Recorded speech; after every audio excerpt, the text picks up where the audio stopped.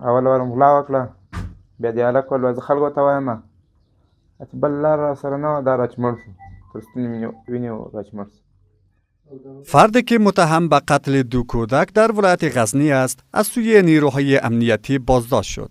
مسئولان مدیریت مبارزه با جرایم جنایی قماندانی امنیه غزنی میگویند این فرد حدود 2 هفته پیش یک کودک 11 ساله را در مربوطات شهرک سلطان محمود غزنوی حوزه 5 امنیتی زمانی که مصروف چراندن مواشی بود به شهادت رسانده است. به گفته مسئولان متهم با هدف سرقت مواشی ابتدا دست و پای کودک را بسته و سپس وی را به شهادت رسانده است. مونږ سملاسه کار شروع کړه. اول مرحله کې د جسد پیدا کړه، جسد ملکی شفاخانې ته انتقال وروسته د دوی قریبانو ته ورسپارله.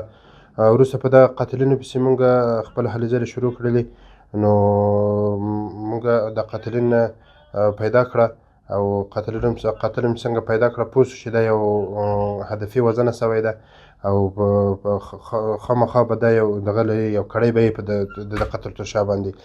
چې معلومات وکړو الحمدلله قاتل زر تر زره ونیول شو، نو او قاتل هم چې څنګه دغه کړه هغه په خپل جرم باندې اعتراف وکړو.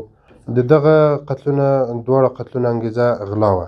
مسئولان امنیتی می افزایند که بررسی ها نشان می دهد این فرد در یک پرونده قتل دیگر نیز دست داشته و در جریان بازجویی به ارتکاب آن اعتراف کرده است. او دا خبره هم وکړه چې څو موده وړاندې 3 کاله وړاندې هم دغه یو بل د 8 کالو یا 9 کالو ماشوم هم په شهادت باندې رسولی و. د قتل الحمدلله گیر سو او انشاءالله زر تر زره بعدی و قضایی ارگانونو ته وسپارل شي. خانواده کودک قربانی از بازداشت متهم استقبال کرده و از نهادهای عدلی و قضایی خواستند تا پرونده وی را به گونه جدی و همه جانبه بررسی کرده و عامل این رویداد را مطابق قانون مجازات کنند. مبانه ده وقت تیر سو چې ولا خپل چای پیاله مې ما برکی کې ما وچکل خاص المانځه ما شوی نور دا منډې وې تر کندهار ونیسه چمن له باندې ونیسه، له کابل یې ونیسه، له ترکستان یې ونیسه، له خوست یې ونیسه، له جلال آباد یې ونیسه. دا علاقې ټولې ما کتلې دي سپیشل موټرو کې. نو یو ځای مې هم نه ده پرېښی.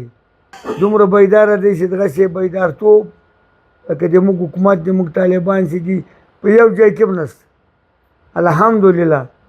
مسئولان امنیتی تاکید می کنند که مبارزه با جرایم جنایی، شناسایی و بازداشت عاملان رویدادهای جرمی از اولویت‌های اصلی آنان است.